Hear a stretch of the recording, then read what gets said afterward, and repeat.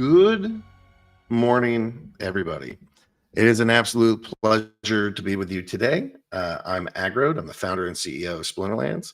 It is 10 a.m. Eastern. It is March the 13th. And I don't know if you know this, but all hell is breaking loose out there. A couple major bank closures. We have, and these seem to be either targeting or directly related to a bunch of crypto things that are out there. These are banks that are pretty well noted for being crypto related, and that's wild, man. This is a crazy start to the week. It is a crazy start to just an ongoing year, just nonsense. We have had nonsense after nonsense after nonsense, and apparently it just keeps on going. I got to tell you, it's been a little frustrating at times to go build our game in the face of what is otherwise looking like economic catastrophe. So it's just been frustrating. We're still here. I guess people want to know: do we have exposure? We didn't have exposure to FTX. We didn't have exposure to Terra Luna, and we don't have exposure to the banks that just collapsed.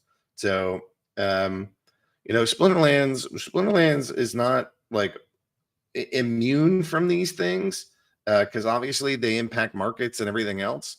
But I don't know. I'm really grateful that Matt and I don't make ridiculous choices, and we don't store money in places or in ways that are ridiculous. We're not longing our treasury. We're not shorting our treasury. We just try to be consistent and make some of the best decisions that we can. Okay. So it's a smaller town hall today. We're still trying to get some of our big things out. And it looks like most of them will be out by the end of the month. So there's a couple things here that we want to talk about. But it is going to be kind of a calmer show, a little bit more chit chatty than it is, diving into the depths of all the creations that are happening here. Okay, so maybe we could go do like a little team stand up, and everybody can just sort of talk through what they're feeling like talking about. So I can see a Nate, a WeirdBeard, and an Investigator. If you guys want to go in that order and just sort of talk about what's on the docket today. Yeah, you're right. I think it's going to be a nice, chill, casual conversation throughout the town hall. Once we get around when I'm talking, it'd probably be about the upcoming, maybe the promo card, or maybe a little bit about land, stuff like that. Yeah, I hear promo cards and land are coming soon, so I think that people are going to want to see both. Mr. WeirdBeard, what's on your docket for this week? We are putting out today during this town hall our guild players feedback survey. So we're trying to get all of the data that we can about guilds and moving forward with how we're making decisions based on data and like hard analytics. Yep. And then Investigator, what's on your brain? Good morning. So this week, as every week, I'll be covering the release notes for tomorrow and try to help answer any questions that come up during the QA at the end. Sweet. Why don't we start there? Why don't we go dive into Words with Wizards, and we can go take a little stroll down our release notes for tomorrow. So Investigator, you shared with me some of the release notes. This seems like a lighter release this week in the face of what's coming for the rest of the month. Do you want to walk through anything that we're going to have in the release tomorrow? Sure. The big items for tomorrow are we're going to finally be adding those novice bots that we want to add as part of the ranked rework. So there will be some automated accounts that we control, playing only in Novice League. We spent some time getting them so that they're submitting teams that are decent but not good. So hopefully they will be fair opponents for new players that don't necessarily have anything other than starter cards. As part of that, we're going to stop pairing up Novice and Bronze League, so new players won't get rolled over by anyone that's playing in Bronze that has more experience. The other big set of changes are things from Cryptomancer, kind of cleaning up some of the tournament displays. I guess the biggest new feature of that is for third-party higher value tournaments. They are going to require Splinterlands to approve them, or WeirdBeard to approve them, before they will go live for sign up. Which in the past, you have the option to say what the dollar value is of your prizes, and some people have made up very large numbers that they felt that their prizes were worth. So to avoid that, we're going to have a manual review if people say that things are worth tons of money. Those are the bigger items. We've got some small fixes too. There is a fix for a long-standing minor issue where the versus icon on the battle list would sporadically disappear after you watched a battle. Added a owned soulbound filter option so that you can hide the soulbound cards that you don't own copies of yet, which is a little more convenient when you're trying to combine stuff. We are making some adjustments to rental payment processing to try to improve the performance. And there's a bunch of cleanup to streamer mode that Cryptomancer made. So there's slightly different shading on some of the, if you've watched the match, on the little teeth icon. And that's pretty much it for tomorrow. A lot of stuff is getting pushed back a week, mainly because we are prioritizing the energy collection rate changes. Originally, we were thinking about trying to get those out tomorrow, but decided to give it another week to give it more testing and to get everything ready for the ECR recharge shop items. Yeah, I think that's a pretty big change. Some of the players have been freaking out. I kind of think that it's impossible to do anything without some portion of the players freaking out. I know we just sort of take it for granted that some portion is gonna go ballistic. But in the end, like I walk away thinking those are pretty slick changes.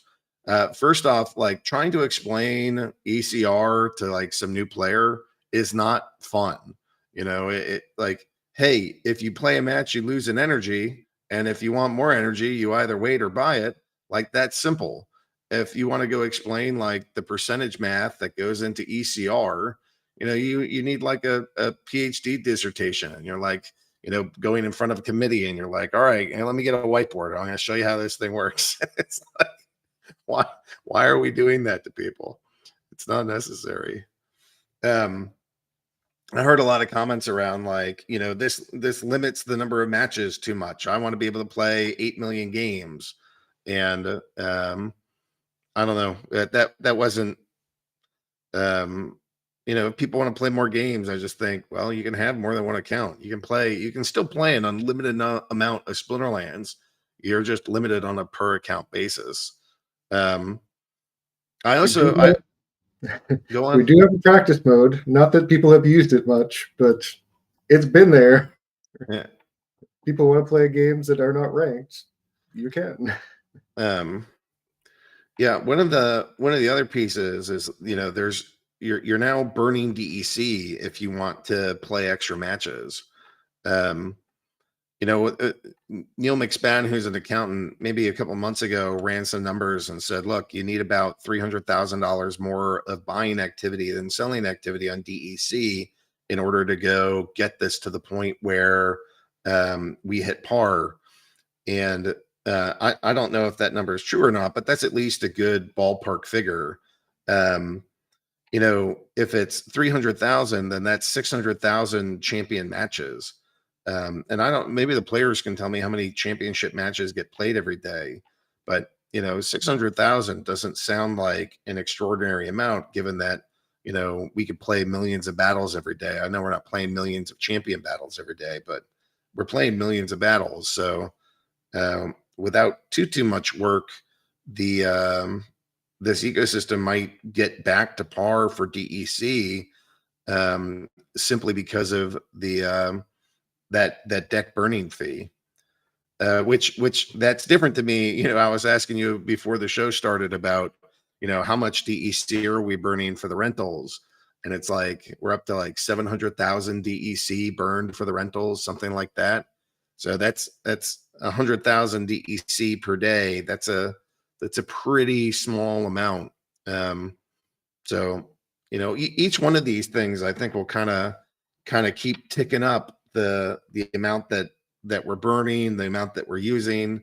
Land is going to be giant when there's like tons that have to be staked. But I don't know. Can you see a bunch of the players, buying extra battles and fighting away?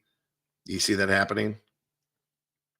Yeah, there's been a lot of discussion about in Discord about whether or not it makes sense to buy extra battles, and I think that people felt like in certain leagues it would probably be worth it with the initial pricing we listed. Plus, if you need that one more battle to get your next chest, or if you're fighting for the leaderboard, I expect you're probably gonna, be playing as many battles as you can for leaderboard spots. Yeah, there's a couple of those cases that folks are going to get spicy and they're going to get competitive.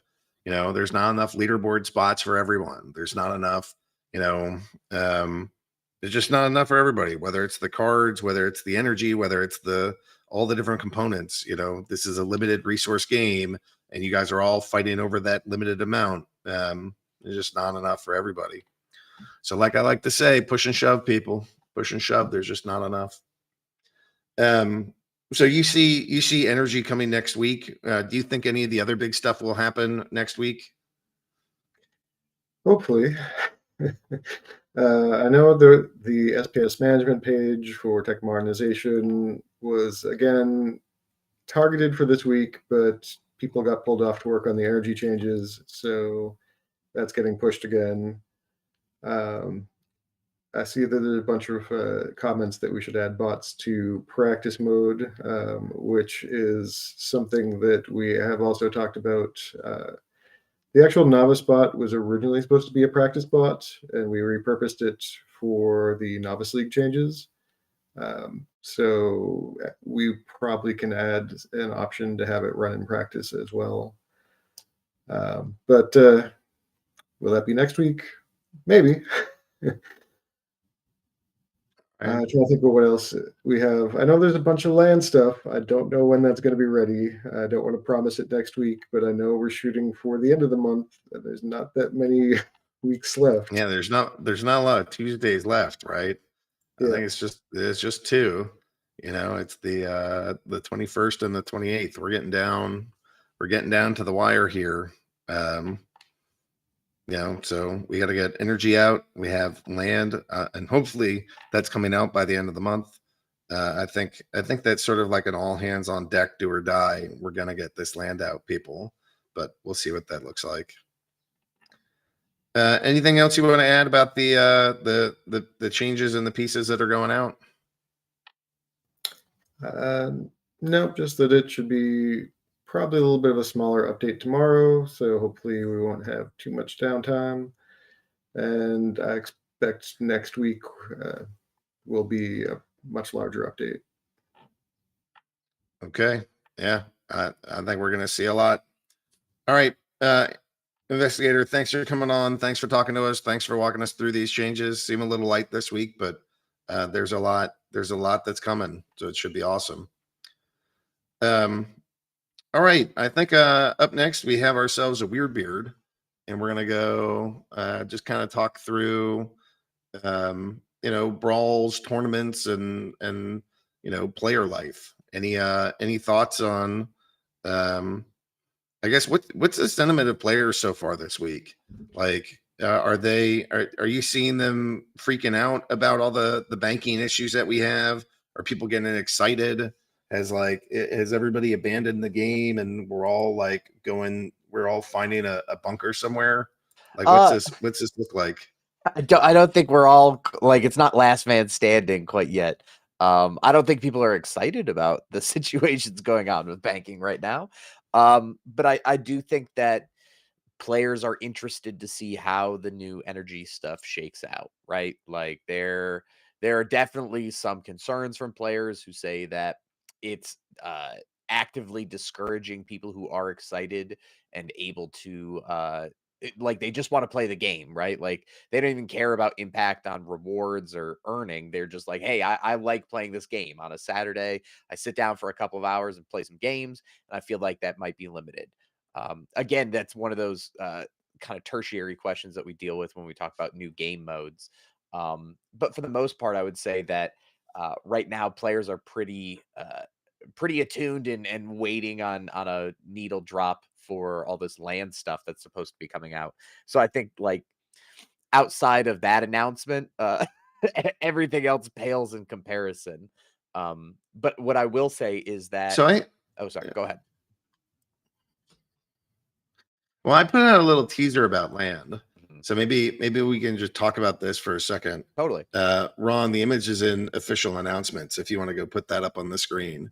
But this thing has even if you can't read all the text, it's got land deeds, claiming, surveying, and the starter packages. That's sort of like the beginning part of surveying. For cards and DEC staking, you have staking, power sources, and staking DEC, what that might look like. You have this concept of production points, terrain preferences, production boosts, and the calculation examples. So all these cards are going to produce a certain amount of production, and the rate that they produce is going to be dependent on all these other factors. We have some of these initial resource production. You have food, you have clearing plots, you have worker options, totem fragments, time crystals, harvesting, castles, and keep. And then we have other things like the internal market, transportation and bridging, and some prefix titles too. And I actually think there's more. I just couldn't fit it all on the little screenshot that I had. But anything in that kind of strike your fancy? Like anything on your brain of like, oh crap, that's what I want to know. That's what I want to dive into. For me, more than anything else, I think it's staking cards and power sources. That's the biggest thing people are concerned with, I think. Like when we talk about all the really cool resources and gathering and production points and terrain preferences, I think that's all secondary to just what cards do, what me do with me cards. I think people are very interested to see how it impacts the game and what the landscape of like even ranked play is going to look like after all these kind of people have to make that decision, right? Do I keep these cards on land and have them producing resources there, or do I battle with them and continue to like try to gain leaderboard spots? I think that's going to be the thing that's really interesting more than anything else for me to see how it shakes out. I just want to note that there seems to be a pretty aggressive recovery of Bitcoin price happening. I see 23,285. Just like the other day, we were down to 19,648.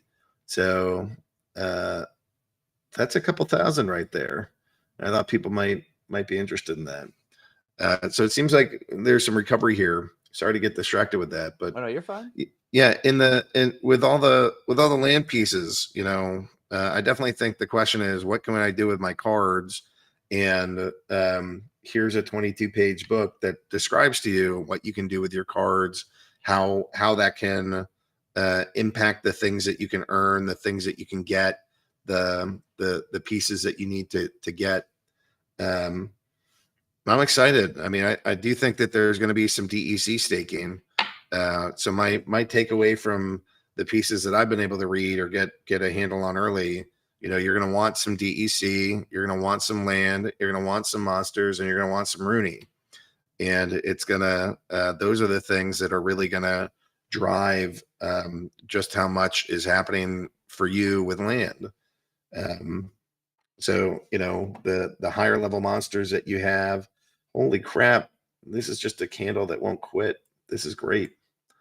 The other thing too that I also am going to enjoy about when this land white paper drops here is that it's anti-hot take, because there's so much in it that you can't look at a headline and just give a hot take based off of it. Like, you actually have to go in and read. There's just so much. It feels a little bit It's like a freaking homework. white paper. Yeah. But it should be fun homework, right? Like, maybe not doing every single calculation. Wait, this one gets how many production points, and it's impacted by this, so it doubles that, and it's on this type of land, like that. That's the math. But we're gonna do all that math behind the scenes, and Mr. Nate and his team is gonna be tasked with making that as invisible to the player as possible, or like you shouldn't have to do any calculations. You just need to sit back and like put some things in, and it'll show you the impact. If you have to like get out your TI-82 and start cranking out, how's this impact my land, we've done something wrong. Yeah, and I think the other thing too is that it makes it so that players are going to have kind of a pivot decision on, because before, when we had Chaos Legion widely available, there was a lot of places that people had to keep their attention, right? Do I go packs and save them and keep them to the side, or do I invest in cards, or do I invest in going up the leaderboard and trying to get into champion and get chests there, or do I do this, do I do that? With land coming out, I think it's going to be such a gorilla in the room that you either have to make the decision of, I'm focusing on land and only land, or am I focusing on the cards in the game and trying to like do that instead? Because it's going to feel like a job, like it's going to be big. Well, I don't know, man. Maybe. Initially you're just staking stuff, right? So like, there's going to be a week or two where it definitely feels like that, because you're like, holy crap, I got to get all this DEC, I got to get it staked, I got to get my monsters moving, I got to clear all these plots, then I got to get them harvesting land or doing research or doing farming grain, getting SBS, all this stuff. But kind of once you get it set, it's not, the first round of this is not like, okay, you're gonna have to adjust something every day.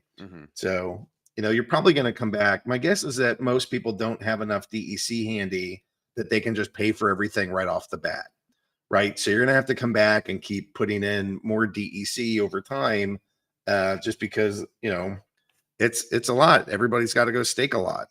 You don't have to, nobody's holding a gun to your head forcing this, but if you want to if you want to participate, you're going to have to go stake some DEC. That's the dream. That's how this thing goes crazy. Yeah. I mean, I really, more than anything for land in this land white paper, I just want to get it out to the people. Like, that's going to be our biggest thing, is just putting it out there, making it real, getting it past the, the ideation standpoint is going to be big for just making things happen and making things move. Is once you kind of put pen to paper and it's out there, you have your guiding light that you just always have to be chasing, which is going to be a nice not change of pace, but it's definitely a new phase in the way that we're approaching the land project overall. Did you play Civilization growing up at all? I played a lot of Civ 5. I like more than Civ 6, but that's kind of a controversial statement. I played Civ 3. I have spent hundreds of hours playing Civ 3. And I think both Matt and I borrowed a whole bunch, in particular for the production points around Civ 3 and sort of how you make things and how you produce things. So, it was always in my brain that some part of this game would be Civilization meets like blockchain. So I don't know how well we're executing on that in the very first phase of this, but that is definitely in my brain, and it seems to be going. Who would be our Gandhi character, the one that just absolutely destroys for it is overly aggressive for no reason whatsoever? Can I pick individual players? I was thinking a more lore question, but no, sure, you can pick a player if you want to that's going to declare war on everybody.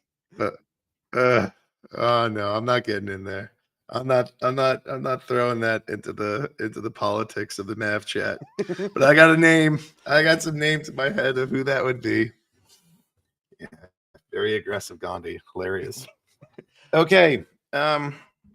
All right. So I blabbed a little bit about some land, a little bit of teasers in here. I'm still shocked. I don't know if you guys are looking, the price of Bitcoin, 23,000, almost 23,500.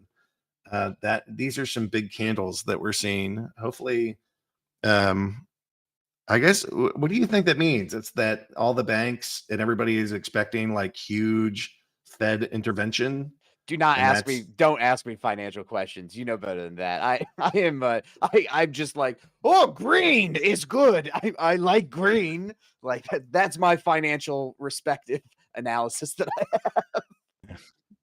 that is not financial advice. I green, good.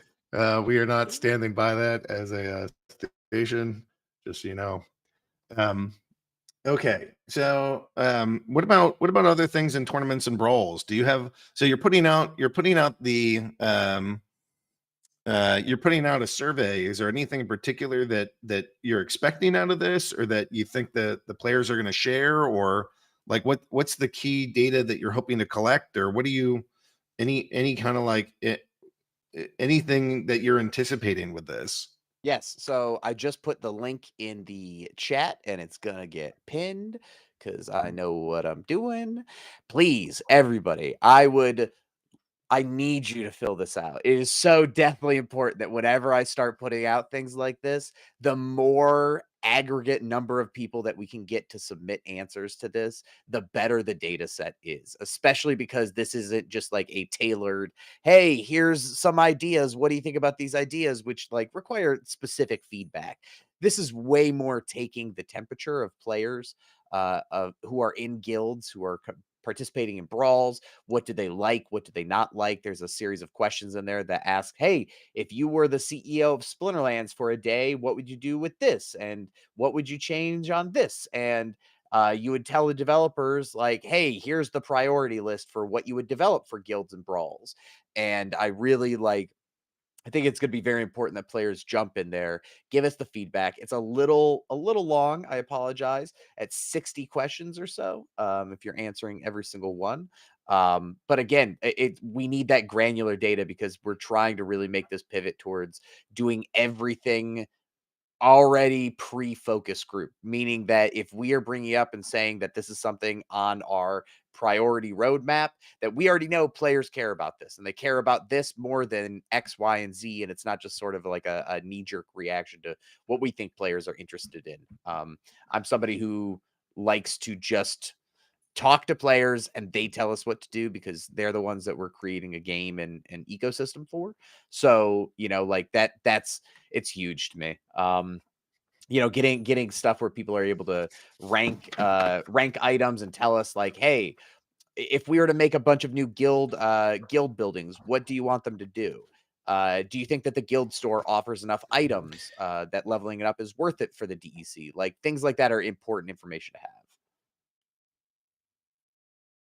So Matt and I spoke, I think at the end of last week, in preparation for our planning on Wednesday and Thursday, and sort of like started thinking through who's doing what and what's getting worked on. And we have Mancer or Cryptomancer tentatively slated to just work on guilds for most of the PI quarter. I don't know if it'll hold up, who knows what happens over the next 10 weeks, but that's a lot of guild and tournament work, if you ask me. And he's a very efficient dev.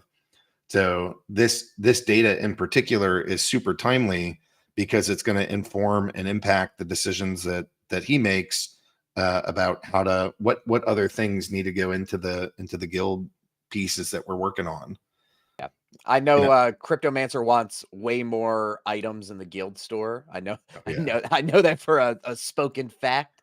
But I think like there's even I'm currently working to try to get some like almost practice accounts put together. Right now, the way that we do it for some of these guilds that are very interested in our esports track is they want a way to be able to practice with other guild mates, right? Like they want to be able to, hey, we just want to mess around with some rule sets and see like, hey, we're participating in these kinds of brawls. Here's some of the cards that we need to be playing with. Like, what do we do? Because our current practice mode doesn't allow for practicing like that, right? Like it's a good practice tool for what you have and what you do, not for what you need to be doing or if you rent specific cards, et cetera, et cetera. So like how do we accommodate guilds that want to do that? And is that a need that a lot of guilds are looking for? Would they like to practice for brawls with their guild mates? There's also things in there as well of like um what are people using guilds for? Are they using it as a social community gathering area? Like, do they just like the camaraderie of like hanging out with other friends and if we play some brawls, we lose, it is what it is? Or is it all financial nerds who are doing spreadsheets and they're like, we only enter into brawls that earn us X amount of return on the cards that we're renting? And trying to differentiate, we've done a decent job of trying to nail those numbers down in tournaments, but brawls and guilds are a little bit more it's harder to do because there's more people that use the guilds for different reasons, right? So like we're working really hard to try to identify who are the people, why are they using it, and what do they want to see changed most. Also, we have lots of wonderful UX UI questions in there for Nate to be able to take back to our awesome designers and have like full on feedback for them as well to be able to make changes in the future. When do you need these responses back by? I mean, we're gonna call it probably by the end of the week, or by the end of next Sunday. Uh, it's always a standing, it's always a standing link when it is out there because I don't see a surge of people coming in a month later or anything like that. But doing things like this more frequently on a more regular basis to get the direction of the winds instead of me just being like, how does everybody feel by typing in Discord? It's that number based evidence that we need, and that's how you make decisions, right? We've done it internally for when we've talked about new game modes, right? And being like, what do people want to see out of a new game mode? Why would they want to see it? Or do people even care about a new game mode? And the answers in that really help form the direction that we need to head, because some of the answers are just so obvious, right? Like players are screaming out for they want this thing to do X, Y, and Z. Why don't we just give that to them instead of guessing what they want? And with these guilds, like you said, with Cryptomancer digging in and trying to get on top of adding some of the new things that we've talked about previously from Matt with guilds and guild buildings and updates to UX UI and do we want like for instance another item that I've talked about internally that I would finally like feedback on is like a looking for guild section, so players can go and post and say like, I'm a gold league player, I'm very good at this, please recruit me to your guild. And we can also have guilds that are saying, we are looking for players that are meet these like criteria, apply within these places. Because again, right now, all of that happens on Discord and it happens in other places outside of the game. Bringing players back into our game and keeping them in the game ecosystem and not having to send them out to a bunch of different places is better overall for the game, I think, long term. Yeah. Yeah, the more that we can keep all that stuff on the site, I definitely think is better. Mm-hmm. I just want to show people this candle. This candle is freaking crazy. Look at it. Just look at it. It's like $1,000 candle. Up and away. And here I was thinking that all these banks and whatever was going to go completely destroy crypto, and here it is.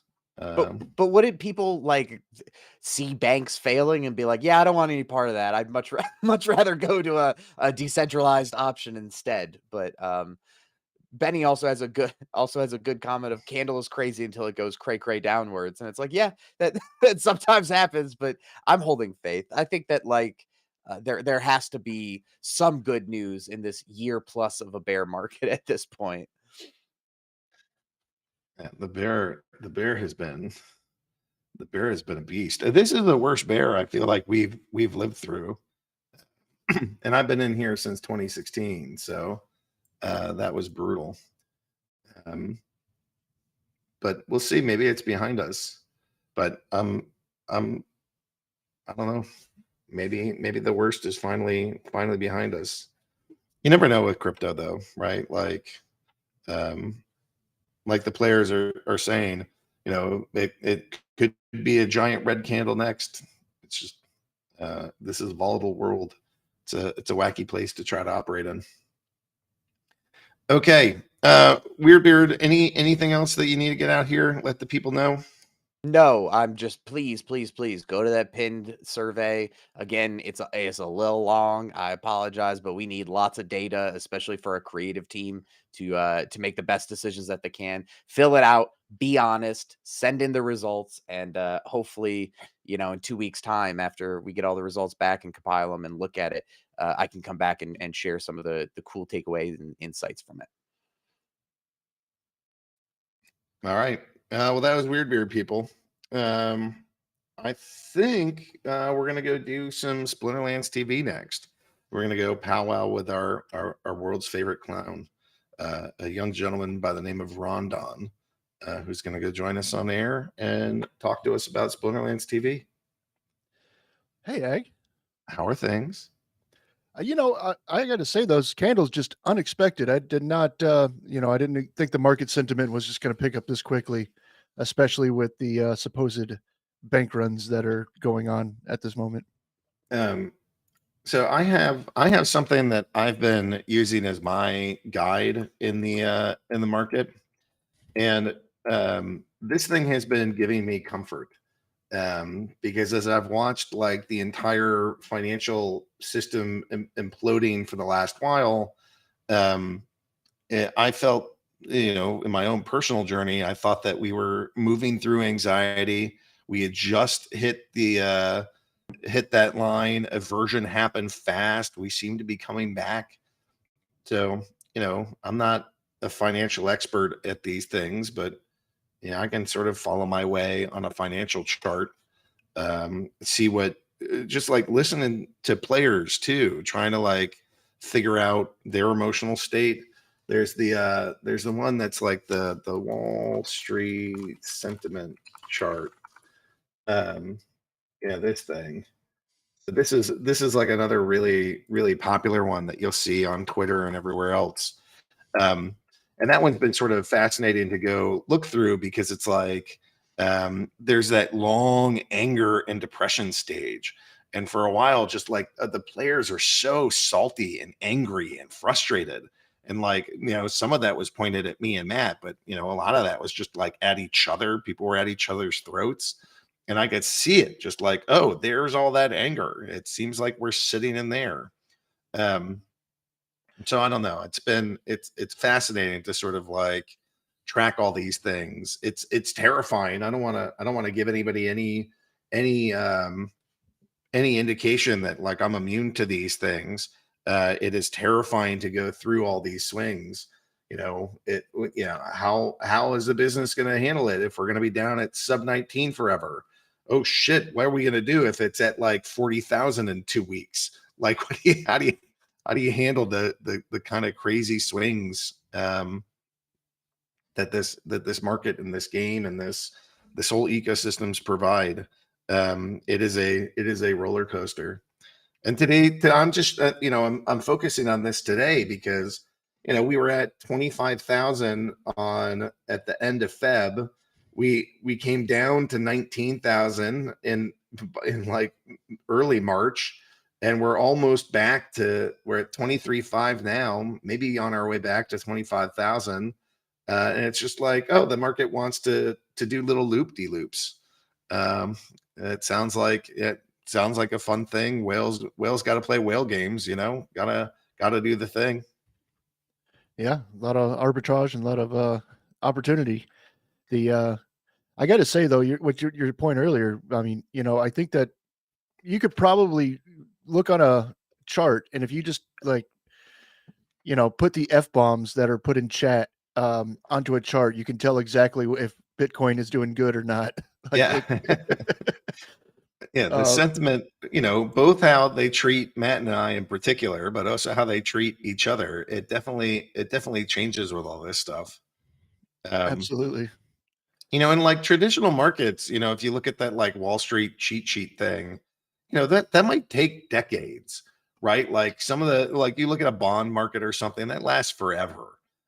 So you go through that emotional experience, but it's done over the course of decades.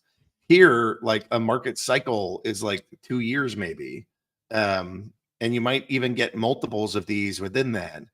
Maybe not to the same extreme with each one, but um, it's just every single person that's in here, you just have to stomach so much.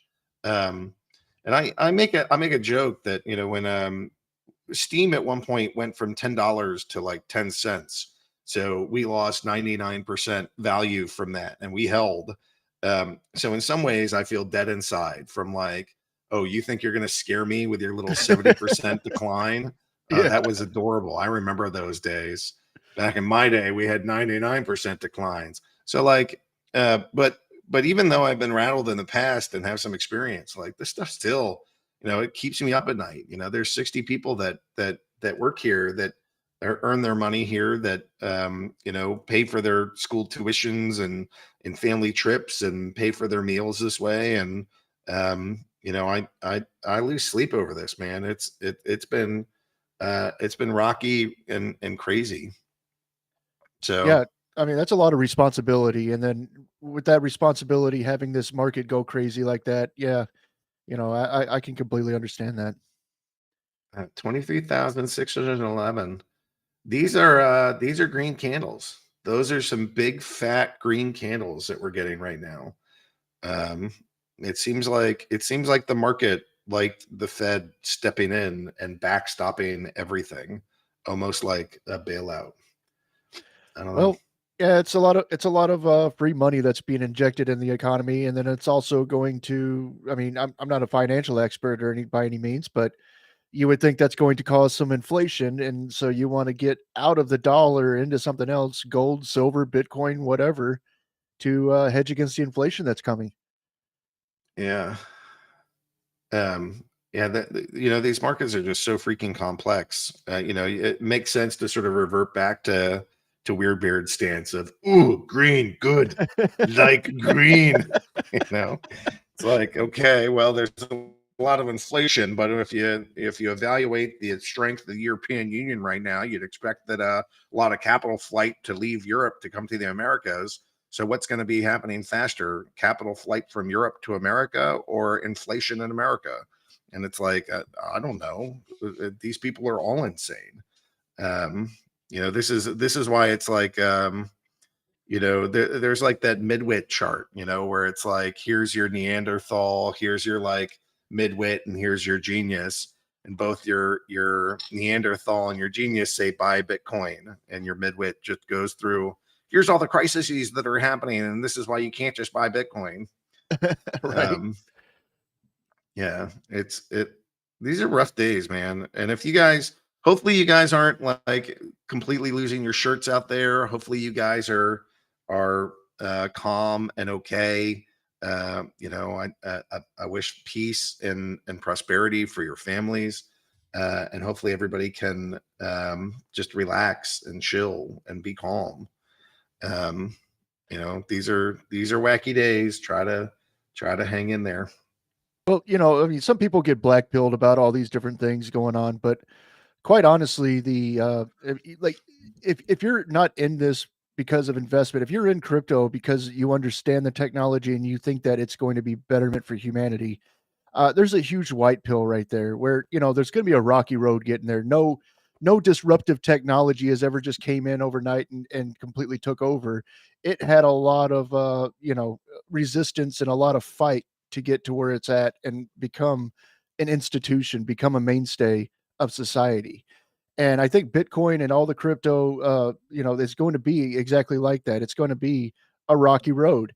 But if you understand the technology and you think and you believe it's going to disrupt the future the way that it already looks like it's doing, um, you know, uh, you can just stay the course and be happy in that.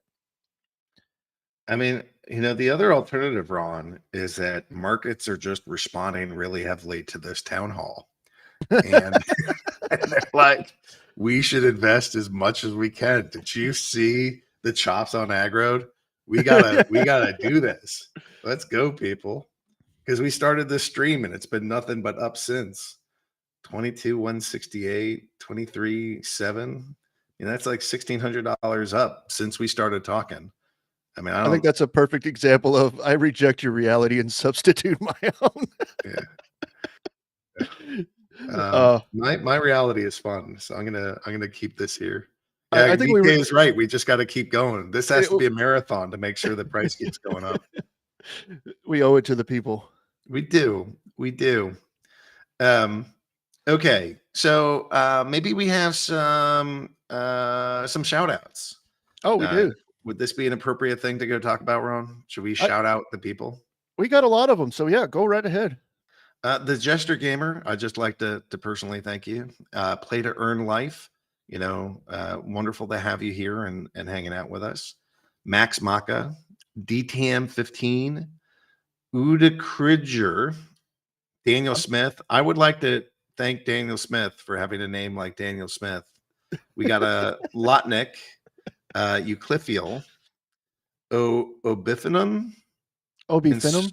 Obifinum. I would say that. Yeah. Solving Chaos and Euclifiel. That's a mouthful, but all these people are watching a ton of Splinterlands TV, which I hear there's like a little March thing happening. Is that still going on? Yeah, I mean, you kind of notice like we're starting to get doubles in our town hall shout outs. That's not really something that was happening before. And now this is a second week in a row where people are redeeming a second town hall shout out within the same week. I was like, Euclifiel. I just read that name. Euclifiel, it's here again. Homeboy was like watching a ton of Splinterlands TV to do that. Yeah. And probably there's some incentive, right? Like there's a little promotion that's going on these days. There is a little promotion that's going on these days. We are doing Monster March. Monster March is it's kind of like FOMO February, but even better, where we're giving away 5 cards per stream, up to 5 cards per stream. And yeah, I mean, tons of winners. I mean, that's like on average about 60 winners per day. And we're expecting to give out about 2,000 cards for the month of March. Now, some of these cards are worth quite a bit too. Just this week, we've given out a couple of Go Foil Legendary summoners. We've given out some really, really, like some cool alpha cards. We've given out some, there's been gold foils of all stripes, and also it's a perfect segue into the clip of the week because this was one of our winners this week. All right, let's do it. What did you earn?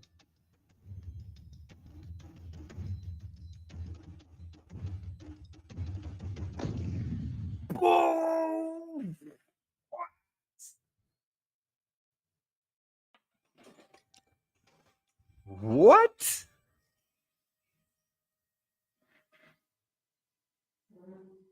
A scared llama? What? It's a nice prize. Yeah, so that was a regular foil Scarred Llama that we gave away. We still have a gold foil Scarred Llama that's up for grabs. What do you have to do to be able to get it, Ron? You just got to tune in and watch. You also have to register your Hive name so we know where to send it to. But the bot, it's really easy. You just use ! set name and then space your Hive name, and it's done. And usually the hosts of the show will see that your name is in red. which means you haven't registered yet, and they'll walk you through it and help you out. Or people in the chat are very helpful. I mean, I got to say, I love this community. Tons of helpful people around, and everybody out there it's probably one of the least toxic places on the internet to go hang out and have some fun. I have tried really hard to do that and set the tone for that. I don't know that, like, to hear that reflected, Ron, or have you state that. That's fantastic. This is, to me, it's really important that everybody can share their opinion. You just have to go do so in a way that's respectful towards others. That's it. It's not a big rule. Every opinion's welcome. We're going to have those conversations when we get them. But everybody's welcome. If you don't like what we're doing for energy capture, you're allowed to state it. And hopefully what happens is that we'll respond to that. And even if we have the poll and everything we need to just push forward, because enough of a Dow vote or something like that's there, hopefully we'll take in all that negative feedback and help make our products better. I think an example of that really came through in the land potions, right? Land potions we put out, they got rejected. We went and reworked them, and then we got them passed. And I think it's a better system, and I think it's cool, and I think the players will think it's cool. And now nobody has enough DEC. You guys are all hanging out, thinking, "Oh, I don't need to buy DEC. I'll just wait till I get there." And everybody's going to be shocked. It's going to be brutal. Just saying. Absolutely. So I do want to go over a little bit of stats real quick if we got I time. like stats. Numbers. Is this numbers about how Splinterlands TV is performing? Absolutely. So we're averaging about 100 average viewers per stream, which it's about the same as what it was last week, but that's still an insane number when you're streaming 24/7. Yeah. That's a lot to expect of you guys, but I mean, over the past 30 days, almost 4,000 unique viewers have tuned in to Splinterlands TV. So it's not the same 100 people every single day. It's quite a mismatch of you guys. We've streamed for 665 hours the past 30 days. And we've had a total of 3.69 million minutes watched. Wow. Yeah. That's a lot of minutes. Yeah. It's I mean, honestly, nobody else is doing this. We are kind of leading the way, and it just keeps getting better and better. Our team is getting more fine-tuned and understanding like how to fit in these different spots. I'm working trying to make sure that it all runs smoothly, and the audience is kind of picking up and understanding of how all it works, and it's actually turning out to be a really fantastic kind of mechanism that has been put in place. Do you think? What do you see for like the rewards going out? Are these all going to old players and people that have been here forever? Are any new players sneaking in? Are we getting like new faces in here because of this, or are we just rewarding all the old players and they're chilling out at Splinterlands TV? That's actually an interesting question. So the other day I happened to, so for the clip of the week, we pay out SPS to all the winners. And I get onto the Splinterlands TV account to pay out that SPS to the winners last week. And lo and behold, we've got a bunch of account credits. And I'm like, what is going on? Like, why would this account have credits on it? Like, I'm not paying for Splinterlands TV to have credit. Like, and I looked and it was referrals. So people, like, not only new people watching the stream, they're clicking on the splinterlands.tv/invite, which then is a referral link for Splinterlands TV, and buying stuff. So yeah, That's perfect. Yeah. So I mean, it's not a huge success story. It's not like I had millions of credits when I looked, but it's a few people, and that's not including all the people who are watching that were new into it and didn't click our referral link, so yeah, it's pretty interesting. Kind of a little bit of data there. Yeah, that's nice. So there's 525,000 minutes in a year, and you said 3.9. So I'm going to call that 4, which means about 8 years worth, maybe like 7.5 years worth of content went out last month. So like, one person watching 24 hours a day, 7 days a week can only watch 525,000 minutes. So 8 years. We pushed out like 7 to 8 years of content to our viewers in 30 days. in 30 days. Yep. That's amazing. It really is. These numbers start looking crazy once you kind of break them down. Oh, Twitch partner update. So essentially we applied, we were approved, we applied, and they rejected us. I kind of mentioned this on the last town hall, but that's normal apparently, according to other people. I didn't really know. I've never applied for Twitch partner before, but you usually get rejected, especially if you apply right when you get approved to apply. So we're just going to wait for a bit and let them see that these numbers that we're getting aren't just a flash in the pan, that we're going to continue not only achieving their 75 average viewers, but even going above and beyond that, as well as other metrics that we do. When do you think you'll apply next? When will we take another shot at that? I'm not actually quite 100% convinced of what I want to do yet on that. It's going to be at least a couple of weeks, but might want to wait for certain things to align and just to have that extra in the bag. But we'll see. Okay. Well, Ron, thanks for coming on. Thanks for giving us a quick update. If you guys aren't watching Splinterlands TV, you definitely want to do that. And I don't know. Let's go get some eye candy with Nate. Thanks, Ron. I appreciate you being here. Thanks, Ag. Nate, how are things? Hey, doing good. I feel like this is a little bit of a calm before the storm. I feel like next week it's going to be freaking nuts. Just more coming out. We're going to have the sort of land white paper out. We should have energy going live. Trying to get the final bits of land actually out the door. I guess for land, are you still doing a lot of work on land 1.5, or have like you guys turned it all over and it's just in the hands of devs? Like where does that live right now for getting all the production done by the end of March here? So yeah, have you started? Have we started this? Absolutely.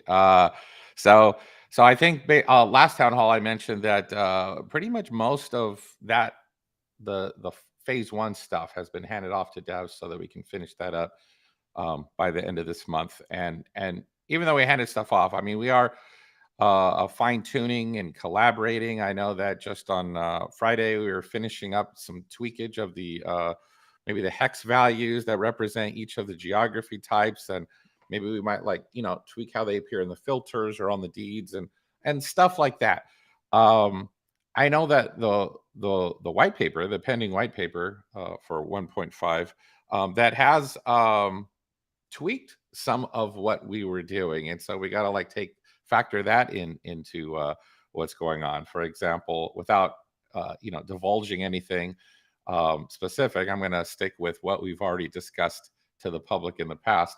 I know that Matt has mentioned the idea of maybe treating each of these territories on Praetoria almost like districts, production districts, and you can track, how you're trying to uncover the secret of Praetoria, whatever that is, and you're following in some sort of leaderboard or getting titles or doing this or doing that, but it has to do with these territories. And for those who are wondering why it's taking so long for this white paper, I got to take some of the blame. Biz too. I think between Biz and myself, we just vomited all these game design and thoughts and textual comments on the white paper. And I'm sure Matt was pulling his hair like, I'm just trying to get this out, guys. What are you doing? But one of the thoughts, one of many zillion things that we try to like dial in before it got released is, well, hey, the how many regions per territory? I mean, it's not perfectly balanced, right? There's not exactly the same amount of regions for each territory. What does this mean for the plans that we have for 1.5? So we tweaked a few things, try to divvy up the border lines of the territories to make sure that there's a similar amount of regions. And don't worry, for those of you who already claimed regions, we didn't change any of those territories, but all the territories going forward. How do we make sure that we kind of tweak the borders a little bit to kind of like make sure that there's a little bit more balance, so that when these game mechanics are introduced, that people aren't screaming like, what the heck are you guys doing? So stuff like that. But so far everything's going great. I mean, I'm really digging the progress being made. Farpatrod and the land developers are doing an unbelievably awesome job, and they just keep going. They're like machines. The 1.5 white paper, I mean, I can't wait for you guys to read it. From what I've read it, and I'm like, it makes me excited. It makes me optimistic. It makes me very bullish on so many different levels. So I think it's going to be a cool ride. We just hit 24,000 while you were speaking for the price of Bitcoin. All I have to say is that this town hall is definitely getting people pumped. That's what. Yeah, that must be it. That must be it. I think that's how that's going. I never. Yeah, they're directly correlated, at least just for this morning. Well, you did mention something earlier, and it was, what did you say? It was the market sentiment. You showed the charts and the feelings of depression, anger, right? And how the market translated almost directly to the saltiness of the community, to the sentiment of, and to me, I don't know about you, and I don't know about the people listening to the town hall, but as the market improves and as we as a company regain our footing, which I think we already have actually, so not just regain our footing, but start running and sprinting and to the moon and all of that stuff, as we reach that next phase of development. I think one of my big things that I feel strongly about, that I'm probably going to try to champion. I don't know if I'll reach much success, but considering our demographic and who our first adopters are, but I think a big part of this is, are we a blockchain game, which implies certain things to a lot of people, what a blockchain game is, or are we a game, a fun, immersive, exciting game that happens to leverage blockchain technology? And I think that the distinction is a worthwhile one. I think it's worth pursuing as we get into the design and development of our ecosystem and what we have to offer. So I think that the more we do that, the more we transition to where the entertainment level of the game is just so spectacular that it gets to the point eventually to where the market could crash and burn. And people are going to be like, whoa, did you see what's going on in the market? And their guild mates or their group members or whoever they're playing with will be like, well, don't worry about that. The Chaos Legion is chasing us. There's a dragon up ahead. Go, go, go. And it becomes about entertainment. It becomes about fun. And then as a kind of a side result of that, it has to do with asset ownership. And if you own assets to the degree that Splinterlands is pushing for your assets to be owned, meaning, yeah, there's lots of games out there that claim that you own them, but really it's just centralized platforms. And we all know that if the company's shuttered down, then poof, there go all your assets. Splinterlands is trying to achieve something so much more, to where you truly in a decentralized fashion will you own this stuff. And at the end of the day, if the crypto market goes up or down, who cares? Because your assets will have a value that almost supersedes that. Meaning that if the game reaches the promised land that I hope it does, and that I think we all do, when we finally reach that future where Splinterlands evolves and spreads its wings and becomes what we all know it can become, then that asset ownership means more than crypto. I mean, I don't care whether you're bartering chickens or cattle, whether it's fiat, whether you're trading comics. So, hey, can I have your asset, that digital asset in the Splinterlands universe? Ultimately, at the end of the day, who cares? It has value. It's entertaining. You're having fun. I think these are the driving principles that are going to make our game. Do you know about the Splinterlands goat? The goat? The goat. There was a literal goat that was bought for, I think it was DEC. Like people, you said chicken and cows, but there are actually in the like Akashic records of Splinterlands, there is a there has been an event where farm animals have been purchased for dark energy crystals, and I think that's amazing. Oh no, really? We gotta put that down in some sort of milestone event. I'm sure someone out there has some kind of, or Gold Matters. He's always, tweeting about, hey, back in the day, here's a piece of history, right? I'm sure we can have some sort of cool timeline whereby first Splinterlands goat purchased, or first, all these different things where people are trading assets that have real value for things in the real world. That's cool. All right. Well, we've done some chit chat, and like the players have noted, I'm a little distracted by the chart going through the freaking roof. Just this business is so much easier to run, like over $25,000 Bitcoin, and we have been under it forever. And it is nerve-wracking and frustrating. And I'm looking at this being like, oh, I wonder if we hit 25,000 today. I mean, we're at 24,400. Again, the market just loves this town hall. So, okay. What about some eye candy? There are some there are some promo cards coming, not just one, but two. One that the DAO wanted and one that Splinterlands wants to get out there. Anything that you can showcase about either one of those? Yeah. I mean, last week I shared some sneak peeks. I think since then we started finalizing and polishing up what the shop page should look like. So even though you've seen some of what I'm showing, it's not in this format. So, hey,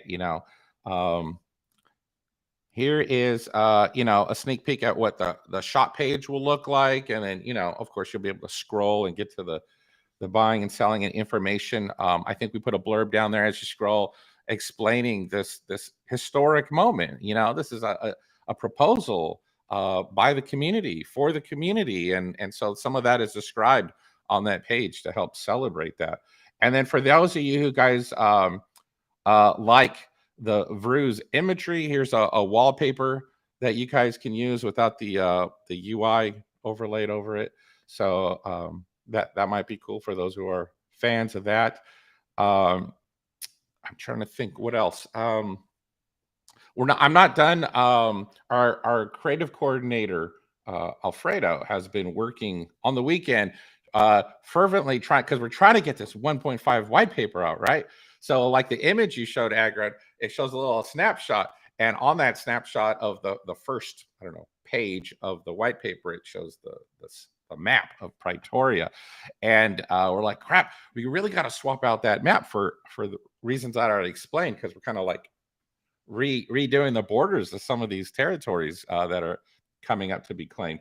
So today I'm hoping to finally get that done. But I think, the territory borders are going to be like this. So for those of you guys who are curious, you can probably overlay this map on top of the existing map that we have and kind of get an idea of which region dots are going to end up finally in which territories. And of course, everything subject to change. But for those of you guys who are curious about that sort of thing, then here are the new borders for the territories. And as you can see, the territories already claimed aren't really changing. But you'll notice Land of Prosperity got a little bit smaller, and guess what got bigger? Central Flyer, which means what? It means we're going to be that much closer. We're speeding up our run rate leading up to Central Flyer will be that much sooner. So I don't know. For those of you who've been eyeballing that, which is, I think that whole territory is going to disappear in an instant. I mean, we have too many outstanding region owners to where it's just going to be gone. But we added a few more regions, and you'll notice that the final territory in purple kind of like sneaked its way up a little bit. It kind of made its way up. So there you go. That's the new territory shapes.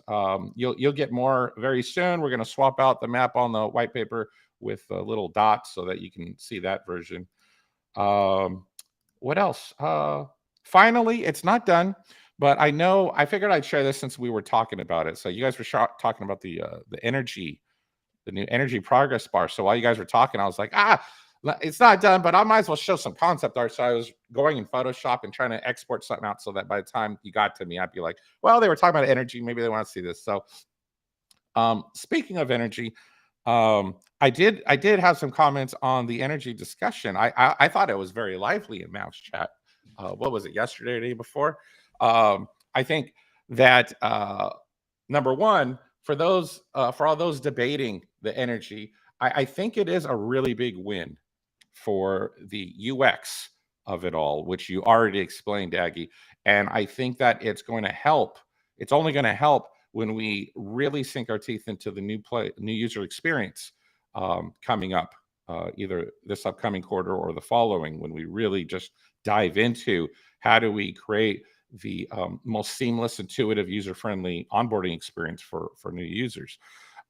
However, I did see a lot of valid concerns, a lot of things that people are saying that I think that like one idea, who was it? Fat Jimmy had the idea of like, can't we make SPS staking useful for this situation? I was like, yeah, that does sound like a cool idea. I don't know if we'll do it, but I thought it had some merit. The more SPS staked, maybe it affects your regeneration rate by just a little bit, even if it's like 0.001% bonus to regeneration rate for staking X number of SPS. I thought, that might be worth testing out and seeing, because it does incentivize people to do stuff that we all want them to do. And by doing those behaviors, it does kind of, bring all the asset values up. So I don't know. I thought that was a cool idea. And the other thing is like, and people have pointed this out, right now we have one primary game mode. I mean, not really. We have brawls, we got tournaments, we got other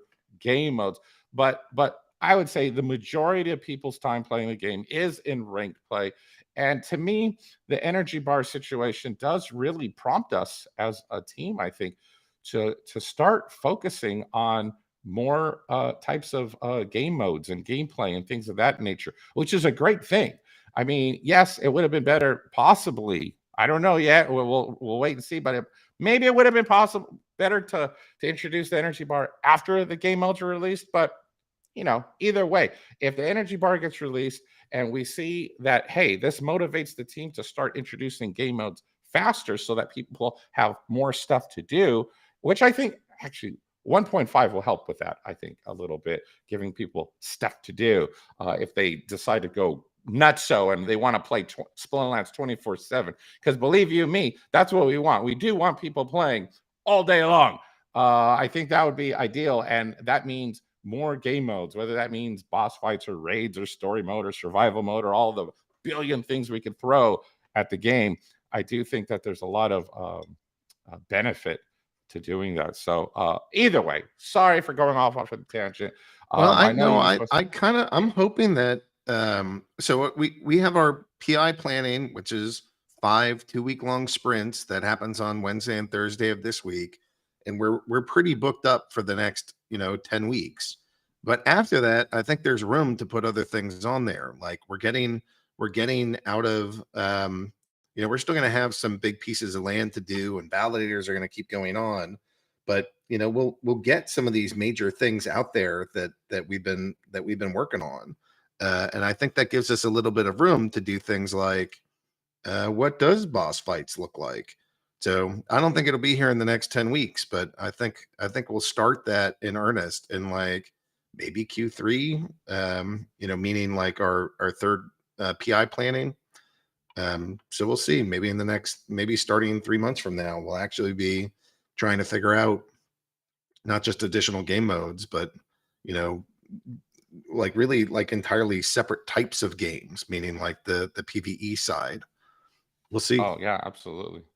And I would encourage, like, I don't know, maybe I'm almost tempted to say, hey, let's start a new Discord channel or something. But I would love to see people's ideas, as long as maybe we would pin it at the top of the channel or something, but basically say, look, here's, just so that everyone's not wasting time or spinning in circles, like, hey, here's the parameters, here's what we look at in product design. And and I've said in the past, I look for, is it fun, does it provide utility, does it add value to player assets, things like that. So if we have these kind of like these rules of engagement to tackle ideas for new forms of gameplay, then I bet there's a lot of diamonds in the rough, ideas that people could throw out there and say, what about this? What about this? What about this? And I bet that, you throw enough ideas at the wall, one of them's going to stick. One of them's going to be like, you know what? It really wouldn't take that much resources or time to do that idea. And that idea is going to make everything better. The whole ecosystem is going to rise up because of this interesting game mode that we can easily incorporate. And so, I think that would be a cool exercise or experiment with the community. But let me see. What was I going to oh yeah, Marty, our art lead. He's working on doing the final renders, but this is just rough concept stage. This is just a little artwork to end with. This is a battle mage for the energy screen. So if you decide, I want to play more, I'm going to buy more energy, then you got this cool battle mage who is getting energized in the arena, almost like a magical stamina. So there you go. There is a roughly rough concept art for what that's going to look like, and we'll eventually have a wallpaper for you guys. But there you go. I think I've probably taken up enough time. WeirdBeard suggesting maybe like a really cool draft mechanic mode that rewards you the more wins you get and stuff. I don't know. I haven't thought about it too much. Although I believe that his use of all caps is meant to imply that he's screaming at the top of his lungs. I think the draft mechanic, and we could talk about once WeirdBeard has a chance to actually be on the screen and respond. But I think the draft mechanic mode is pretty cool. I think my hesitancy revolved around the fact that it doesn't add value to the assets that people already own, and give those assets utility. But the point was made, I think, not only by WeirdBeard in the community, but was like, well, you have to give them an opportunity to play with these at some point, so that once they play with them, they got to have them, and then they'll want them, and look at it about that way. I think it would probably make for a great tournament game mode for sure, which I think is the point, right? So I don't know. I guess we'll see where we end up with that. Yeah, I think there's going to be work done on that over this PI quarter. So we'll see what that turns into. I don't know if it'll be, to your point of like, does it utilize assets? Are we? I don't know. There's things that still need some work on that, but I think that as a concept is something that we're gonna put some time on and try to get that as like a game mode out. Let's see. Anything multicolored that you want to put out there today, or are we still not there yet? We are. That is a task that we have to actually try to do like this week, which is to create a frame that could accommodate it, because the ones I showed previous town halls were just placeholder frames. They were just like thrown together real quick so that there's something to look at on the test server. We, as soon as we have something to share for that, we'll definitely share it on one of these town halls. I just don't have it done yet. I'm just looking at Bitcoin creeping up 24,342. I don't know. It's a beautiful day. It's like, all of fiat world wants to crash. That makes some sense. Why don't how much of it do you think is a response to people like being scared to keep money in their banks now and transferring that over to blockchain? Do you think that is part of it, or do you think that's totally unrelated, has nothing to do with it? So I equate this stuff to like going skiing. And if you ask somebody, why do you like skiing? There's only like 8 answers. but everybody will have some differing amount of them. I like the social aspect on the chair. I like the vigorousness of the exercise. I like, doing moguls, but there's not like an infinite number. So that would certainly be one of them, of like, I don't trust the banking system and I need to get my money the hell out of there. And the government's going to go run around and confiscate whatever dollars are left in accounts like this. I nuked my 401k a while back, being like, I don't know at what point this is going to happen, but at some point there's going to be some bank that just completely rips all the money out of this. So I better do it myself now and get into crypto where it's unconfiscatable. So I don't know if that's good advice or not. I'm not trying to tell you guys what to do, but that was in my own journey. I said, I need to get this money the hell out of there. Yeah. So I think there's some amount of fear. I also think there's some amount of glee, right? Like if the Fed basically put out some notes saying they were going to backstop the hell out of everything. The foreign banks, they were going to backstop foreign banks, that to me feels like massive money printing. So I think some excitement is around, this is sort of like hidden QE or hidden money printing. But during this town hall, I also got a message from a friend of mine, and he wrote, "My buddy just called from Fidelity. He's seen another 24 banks that are about to have problems." So it's possible that what we're seeing here on the first scale of this is the first response, and even the first response might not be enough. Yeah, and so one thing I haven't looked at is like I'm just starting to look at is looking at prices of the Splinterlands things. DEC has gone up a little bit, but it sure as hell hasn't gone up the amount that we're seeing in the market just right now for Bitcoin. GLX seems like it's doing pretty good. That's at 3.3 cents. Splinter shards seem to be going up a little bit here. They're at 2.6 cents or 2.7. DEC hit 80 cents briefly, is what I saw on my screen. I don't know that it was actually there. The SBS validator node licenses are back over 1,000. I mean, if this thing snowballs, it's gonna be pretty wild in the Splinterlands ecosystem. Freaking Hive is back up to 38 cents off of lows recently at 33. So I don't know. It's some combination of fear and greed, right? Those are your only two elements. It's fear over a banking collapse and greed over everybody putting money in here. In a lot of ways, Bitcoin and crypto was like made for a financial collapse. It was like designed specifically to weather a financial collapse. And I can't tell you for sure that that's what's about to happen. But it does seem like there's an awful lot of derivatives out in the world. What is CZ saying? What? Given the change in stable coins and banks, Binance will convert the remaining of the $1 billion industry recovery initiative funds from BUSD to native crypto, including BTC, BNB, and ETH. Some fund movements will occur on chain. Yeah, so I think we're gonna, especially with like the government cracking down on stable coins. You might not want to be left holding the bag of stable coins. So I think some people are like jumping in for that reason and saying, hey, it's safer to go hold Bitcoin anyway, so let's do that. I don't know. All these movements are tough to predict, and nerve-wracking to be in the space. But if this is any indication of what's about to come, and they're going to like Jovac's saying there's over 2 quadrillion in derivatives, right? That's a lot of money. If they have to go print or push out that much money, all of these tokens everywhere are going to go through some absurd roof.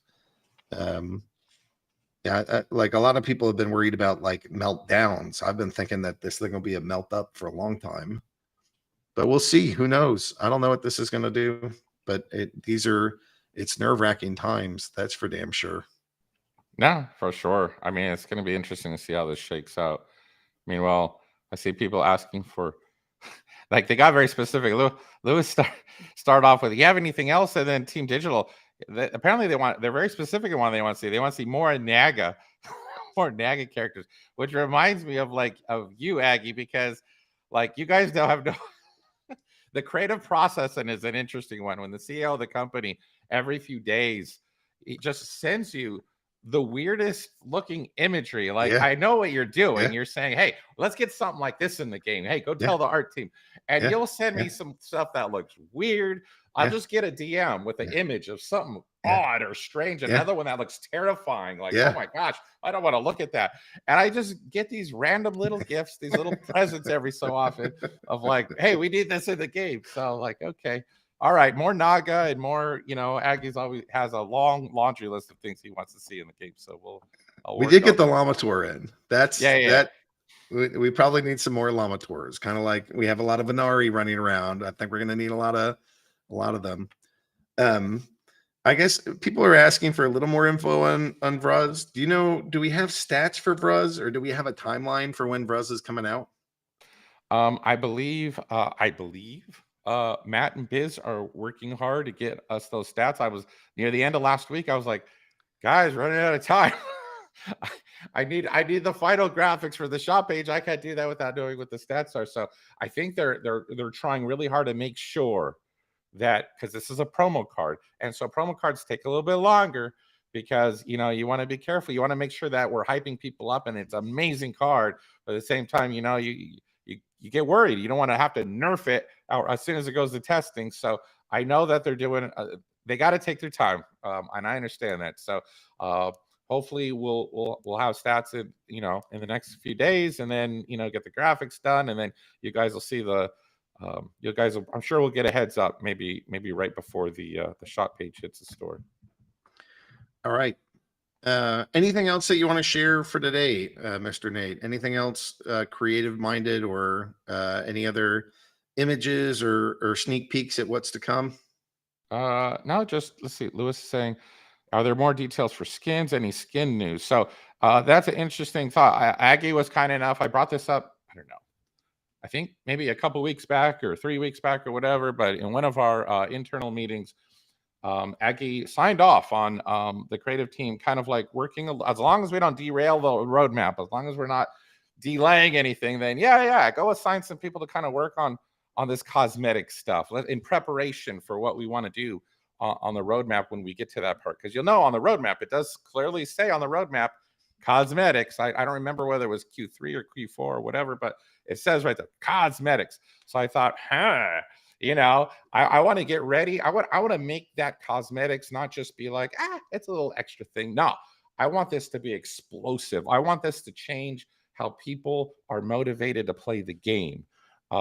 Just as much as they play rank play over and over again and want to play more than 24 battles a day, and that energy bar is not enough. I want to introduce, hopefully by then, more forms of gameplay that maybe aren't limited by the energy bar, but that will result in being able to get some of this cool cosmetic stuff, whether it's for your avatar, or your battle frame, or whether it's for your skins or animations with Battles 2.0, or all the amazing things that we could think of, right? I think that there's yes, in other words, bottom line, there's work. We're not ignoring it. It hasn't been forgotten. It is definitely a big part of our plans for the near future. Sweet. Okay. I think I have some questions that I gotta go answer. So let's go back to team view, and let me go pull up these here questions. These are the preset questions. So let's go plow through these. I didn't think it was long. Oh crap. Oh, this is gigantic. We're never getting through all this. Okay, here we go. Non-market shop. Can the team put into the non-market shop skins from Splinterstorm theme? We cannot do anything with them if we don't own old monsters. This way people can at least pass them to another player who might have them. Does that make sense, Nate? Yeah, and I think that, I think our intention is to include skins on the non-card market, but when we did the non-card market, it was in preparation to hurry up and pave the road for land specifically, like that was in our way. So we pushed out what we had, knowing that eventually at some point we're gonna have to go back and figure out the whole skin stuff. So I think that is the intention. But yeah, we'll see, and we'll share more information as we plan that out. What do you think about the idea of having a third foil filter on the card screen that shows what we see in an actual battle card selection? It will show gold if that is your highest level foil. That's an interesting thought. So, in other words, to simulate a team creation build environment, right? So you click that toggle, and suddenly all the cards that display on the screen are the same exact cards you would normally see by default if you were in the team selection screen. I mean, that's an interesting idea. I think that that might actually help the player to better prepare, because that's the whole point, right? You're buying cards and merging them and leveling them up and get them where you want to be, so that when you're at that team select screen, you have what you need. You have the tools in your toolbox needed to hurry up and do what you got to do before the timer goes down to 0. So, no, that's an interesting feedback. I'll bring that to the UX UI design team. Land, there's a pretty strong depiction of the North Island of New Zealand in the bottom southeast corner of the Praetorian map. Coincidence, or is there a Kiwi creative on the team who snuck this one through? I think I don't know whether there's good news or bad news, but yeah, I think that was just a coincidence. Hopefully it's a good coincidence. Hopefully you like this idea of it looking like that. So a lot of people have asked me, like, how come we can't have a region on those islands? Like, what do you guys have planned for those? Well, we'll see. The narrative team is a very creative bunch, and I like to think that that land, as it stands, like, if I had my way, we would change the terminology entirely. Land would be called something else, and for lack of a better word, I'll call it production. So, because essentially what land represents, or what production represents, is your ability to have an online business in the ecosystem, to set up shop, and right next to the Splinterlands team, who is selling these card backs. Here you come with a backpack and unload your stuff, set up a table and chair, put up a sign that says, hey, while you're buying from these guys, you want to buy some items and spells. They don't sell those. So, I think it's a very interesting, wow.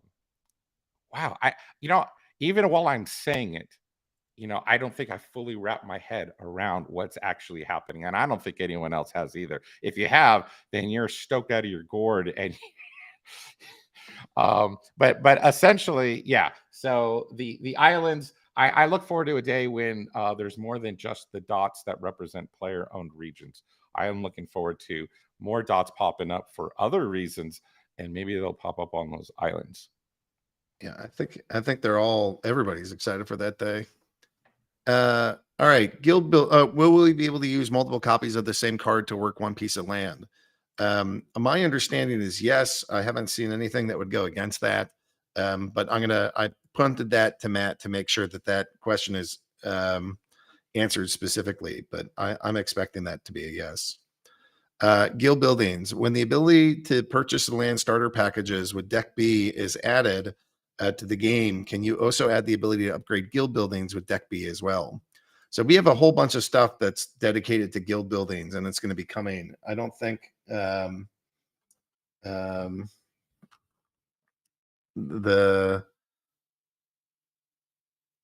don't think that Deck B for the guild stuff is going to happen as the same time as the land starter packages, but we're like actively doing that over the next couple of sprints. So I don't think you'll get your wish, but exactly as stated, but I think you'll get the things that you're looking for in the next 2 months or so.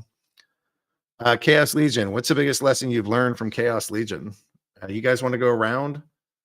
Nate, WeirdBeard, Investigator, you guys want to give each one of us, give us a lesson? I would probably say, let me think, lessons learned from Chaos Legion. I do think, unfortunately, it's not what you guys think. It would be from a production standpoint, a creative internal assembly line situation. Something that Chaos Legion, I think, taught us is how to better optimize our workflows so that we can do more in less time. So Chaos Legion represented, well, as far back as Untamed, I started asking the artists to start layering the characters more than just one layer. And then with Chaos Legion, we started doing that more in preparation for, someday being able to introduce a Battles 2.0 situation where the characters become more animated. And then, after that, we, as we got into Rift Watchers and the new Soulbound reward cards and stuff, we further improved the pipeline to also include, every time you make a character, make sure you're working on additional chroma variations or skin variations. Make sure that you're prepping these for rigging for animation and other types of things.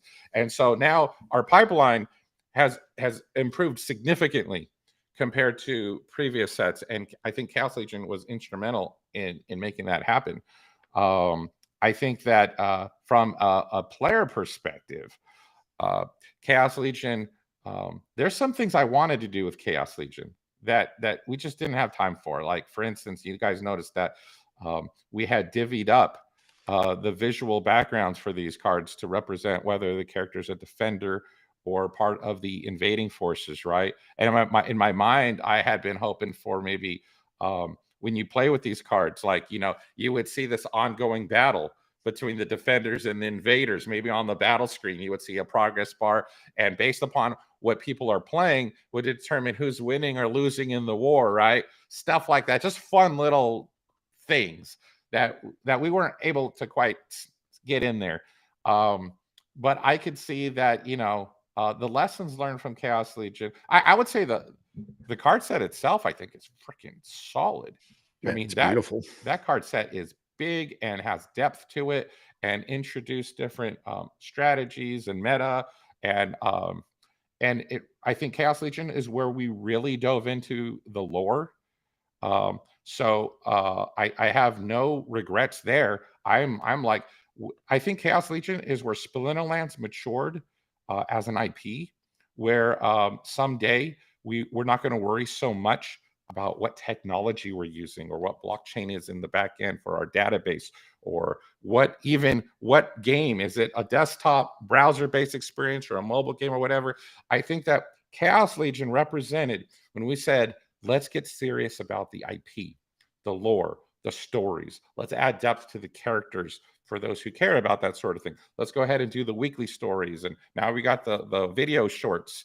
And we have all kinds of different backdrop to a world that people can immerse themselves in, knowing that land is coming, knowing that soon people can ignore the lore. They can say, I don't care about that. But someday soon, land is going to happen. And someday soon, you will be a battle mage in this world, and you might want to care about, if you're in story mode, you might want to care about the Elvish language or how Goblin culture operates, or be able to answer some interesting questions. If you're in a word balloon conversation type scenario, you might want to explore. That's where, maybe being a human has its advantages above bots, possibly at that point, in a PvE situation where you're conversing and you're making decisions and you're doing cool things. I think that that I'm very thankful that Chaos Legion gave us an opportunity to go down that path. So Rock that'd on. probably be my feedback. Investigator, WeirdBeard, any thoughts on major lessons learned from Chaos Legion? I would say ask players what they want. Don't guess what players want. I think that's the number one thing that I have learned from being hands-on, is that Chaos Legion, because I joined the team at the beginning when Chaos Legion had already sort of launched, and now it's very much like we sit in meetings and talk about what we're going to be doing, and we've really pivoted over the past 8-9 months towards instead of just going, well, I think this is what people care about. Instead of guessing, we just go and ask them, and that's really important. Investigator? Yeah, my 2 cents. Putting on my operations hat, I think definitely a lesson we learned is we need to plan for 10xing the number of cards we've got in the game and on the market. Keep the database people involved in planning out how we're going to structure things, and make sure that the game still works when we do giant releases of new product. Though, just as a player, I definitely think the getting the music done to the Chaos is Here soundtrack was definitely a major plus, and something we should definitely do for future releases. Nice. I like the idea of pack burning and doing it so that we have a very predictable schedule. The unpredictable schedule is less fun. So that's part of what's on my brain. Market listing. Is there anywhere that tracks how much DEC is burned by the market listing change? Yes. I think Investigator could put a link or something out there. It's about 100,000 DEC per day. That's a ballpark number. All right, a whole bunch of these questions for the energy system. In regard to the new energy system, is it possible to apply this update to players who play on both the modern and wild leaderboard? By allowing players to have separate energy pools in modern and wild, I can see a lot of players switching between leagues and not wanting to pay a penalty for using energy to play in their weaker format. If it's not connected to ECR, it should not be that hard to implement, keeping them separate but equal. It's not the first rollout. That might be something that we change over time, but that's not how this is going to start. With cards being soul bound, why did the team feel the need to implement a cap on the games that are not connected to ECR? Is this to address the leaderboard, or is this another way to try to push DEC to peg? Well, I didn't really see this as a way to push DEC to peg. I see it as like a possibility or an option, but that's not what was driving this.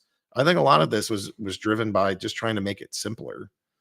Well, what's interesting, it says, why did the team feel the need to implement a cap on games that are not connected to ECR?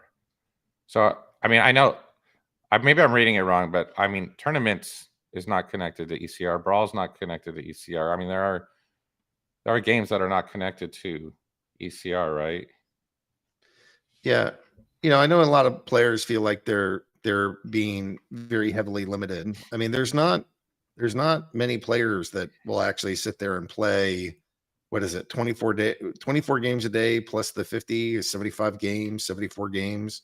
I mean, most of our players are not playing 74 matches per day. Well, So I'm a strong proponent that people should be able to play as much as they freaking want, but there are certain situations where you don't want that to happen. And this particular game mode, you probably don't want that to happen. But I think that I think that this is going to support what WeirdBeard wants to see happen, is that I'm really looking forward to a redesign of the events, of the tournaments, of not only making it easier to create tournaments, but as WeirdBeard wants to do, create more tournament gameplay modes to the extent, and also to make it more, I don't know, make cost effective, make it so that it's not only sponsors and advertisers and partners want to create these tournaments and they feel motivated to do so, but also just players who want to pull together and say, hey, let's make a tournament. How can we make that as simple and easy for them as possible? I think the more we do that, and that might be a next step that we talked about in our planning stages later this week internally as a team. But I think that does present people the opportunity to play a heck of a lot more, and they still get rewards. A lot of people in Mouse Chat are like, well, I want to play for just fun and I don't need the rewards. Well, guess what? Maybe there's a way where we could reshape tournaments so that it's more effective at doing what it's supposed to do. And then people will get to play a whole bunch of tournaments. Have you guys been in a tournament? There's all these stages and phases, and it takes a while, and there's plenty of games to be played in just one event. And then you do another event, you do another one, and you got sit and go. And I feel like this represents a really big possibility here to kind of like say, hey, you want to play more, something disconnected from the energy? Well, here you go. It's right here. We just kind of like, give it some love. And I think we'll have a solution staring at us right in the face. And it also, just to add on to that, because it's a decoupling of our player base in that we sort of have a one-size-fits-all solution right now for all of our players, and we need to be able to find ways to engage with the different kinds of players, the different cohorts that we have, because there are people who are very like reward and monetary like motivated, but then there's those other people who are just begging for a sandbox. They just want to go and play with cool cards that do cool stuff, right? Like that should be a credit to the underlying creative and like game design aspects of like people like this game. They want to play. They just want to mess around and play with their little action figures. So if that's what they want to do, why would we go, no, you can't do that? So with this energy system, it's sort of putting us in a position to go, all right, well, we've done that. So now we got to give the toys to the shiny new toys for people to be able to bang together. Well, and I see, I like the idea of SPS staking, letting you do more. So maybe that's a faster recharge rate. I could also see accounts being able to go buy something that would increase the storage capacity of energy, right? Spend a couple DEC. Now you can store 51. Spend some more. Now you can store 52. I could see both the rate of energy production and the storage capable going up. So I would look at this as sort of like the very first draft of this. And the first draft, should have some limitations, but as we push it forward, there should be more cool stuff accessible to you guys, and things like land and things like guilds and everything else might have some ability to push that up. And the gating of all this stuff is such a critical component to the game. Yeah, we could make it so that you could just play an unlimited number, but there's problems with that, and not everybody can. But you start by gating some things. I think that's how we get to this. That's how we have fun in this. It's like there's only certain things that certain accounts can do, and you have to participate in order to get there. Bots, will there need to be edits to the FP system? With the new changes, it will be easy for any bot operator to calculate the optimal number of wins in daily battles to earn the maximum amount of chests, and accounts for recharges as each battle carries an equal weight. Yeah, but there's also like tons of market factors that go into that.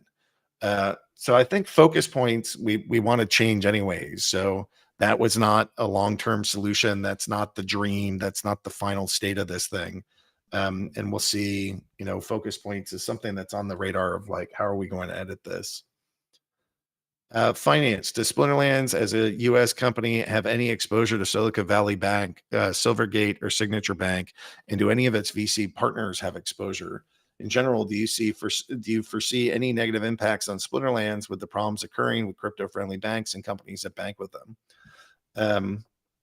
So we don't have our bank accounts where we store money are not in Silicon Valley Bank, Silvergate, or Signature Bank. So we did not lose access to any funds. I don't know about my VC partners. There's only 2 of them, and I don't know where they store money.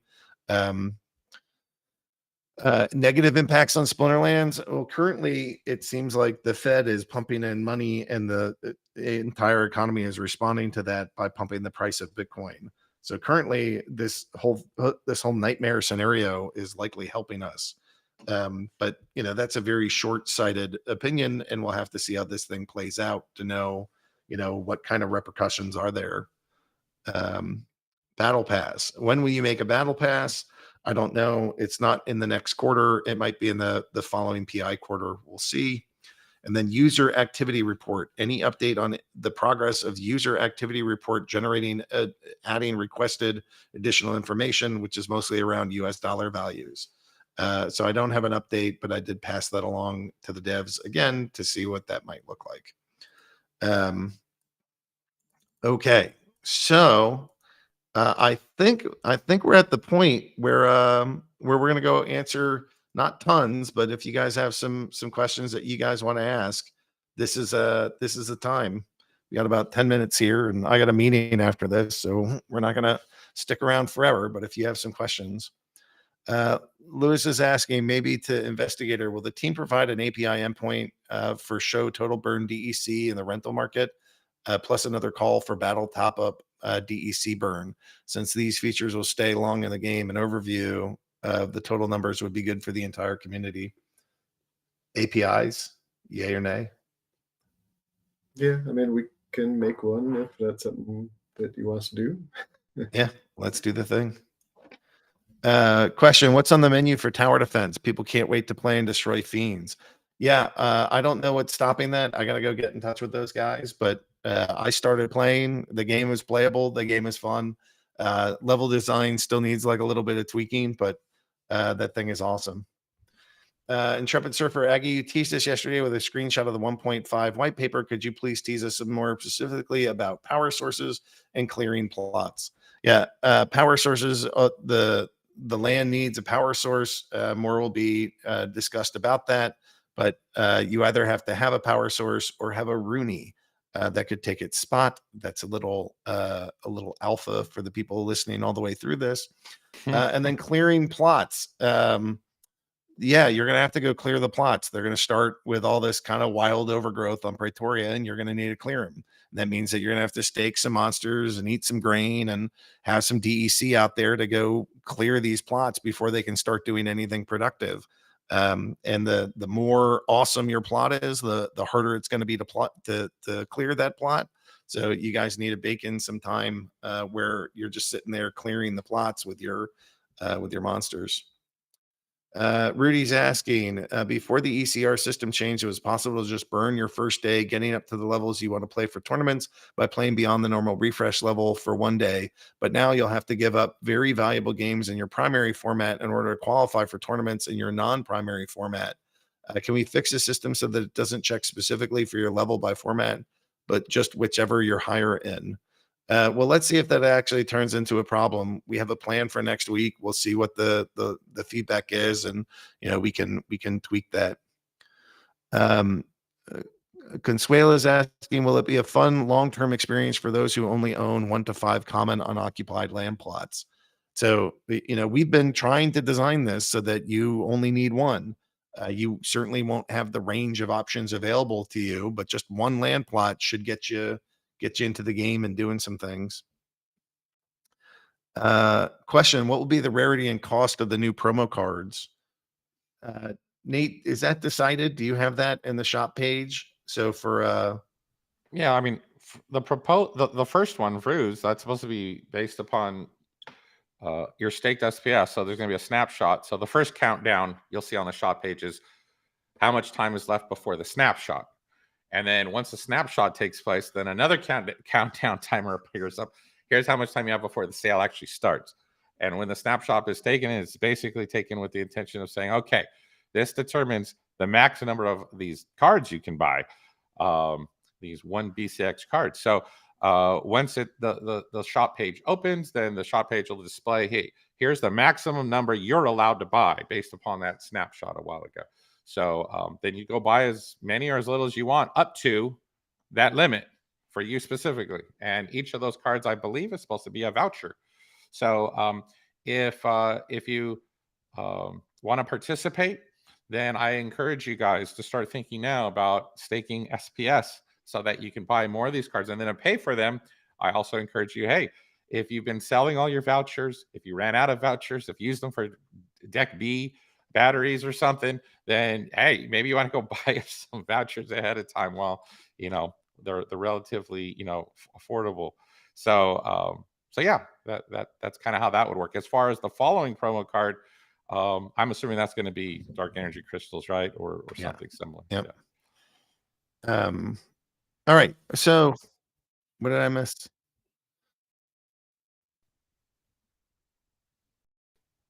$150. Where?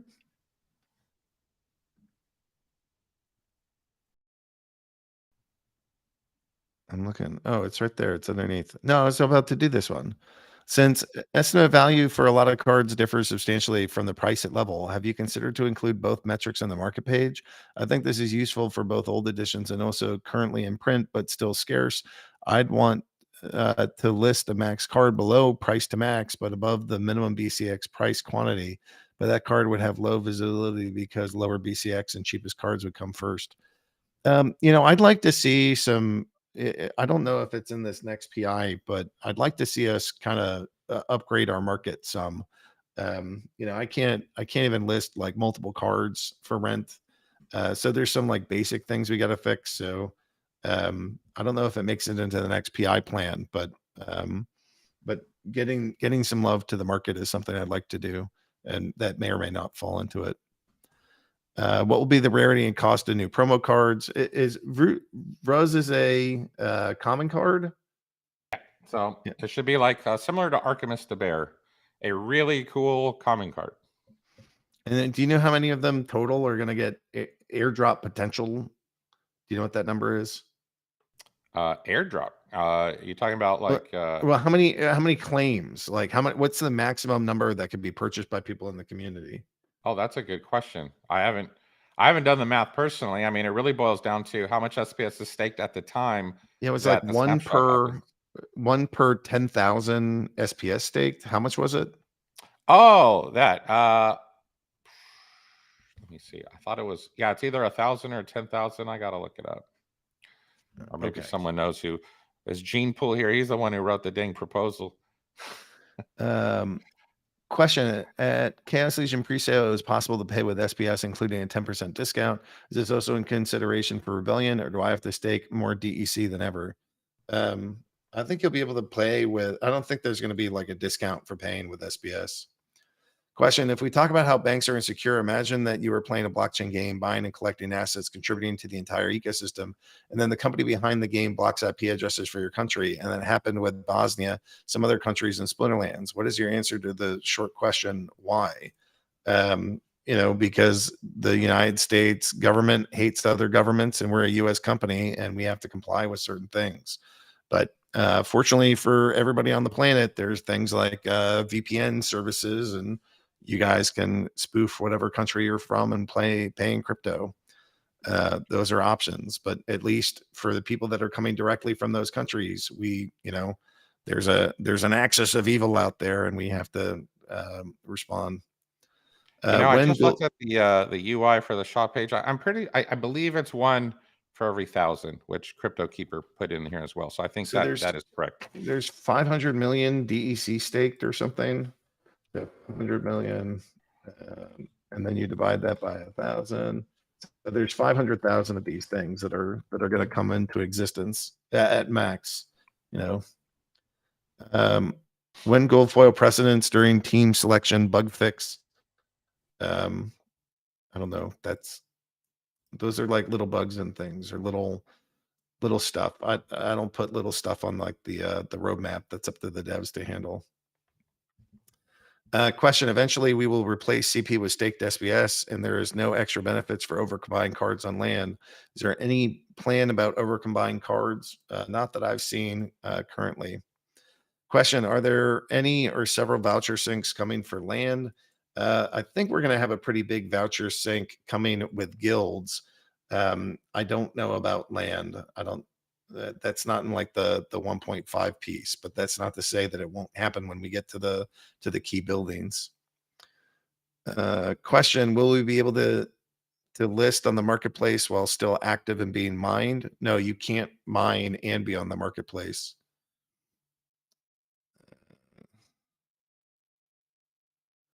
Question: could you recover 100 energy cap instead of 50 to allow for more flexible play scheduling?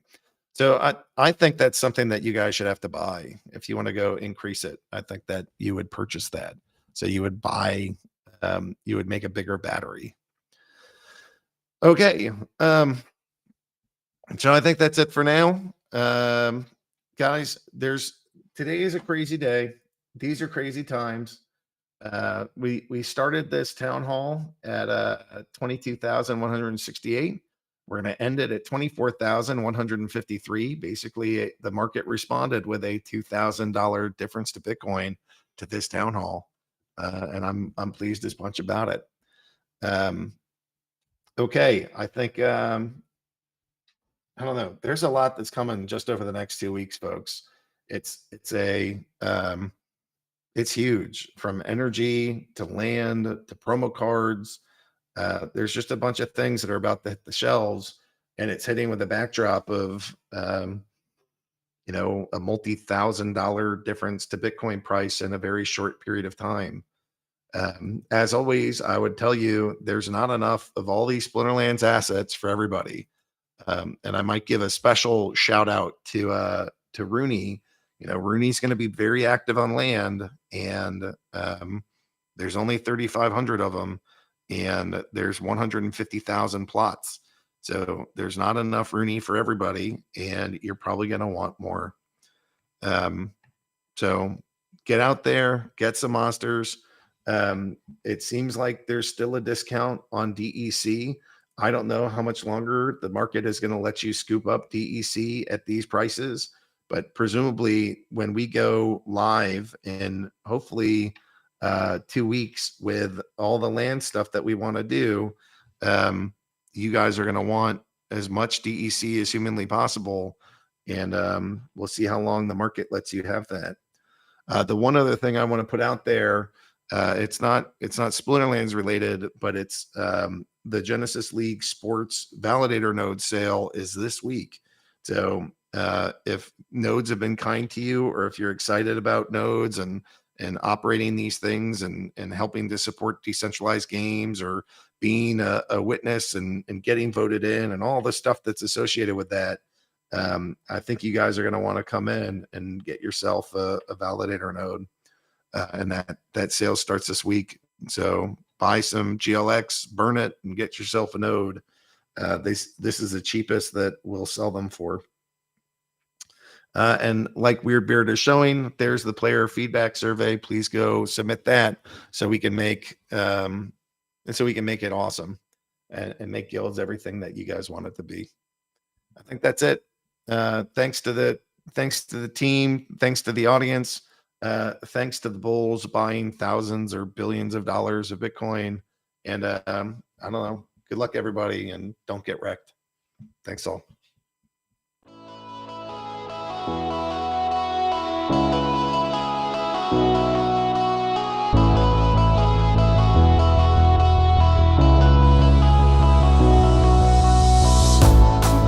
When chaos reigns and hope is lost, when your darkest days aren't saved by the dawn, we bring the light to help guide the way. We are with you. We are the Rift Watchers.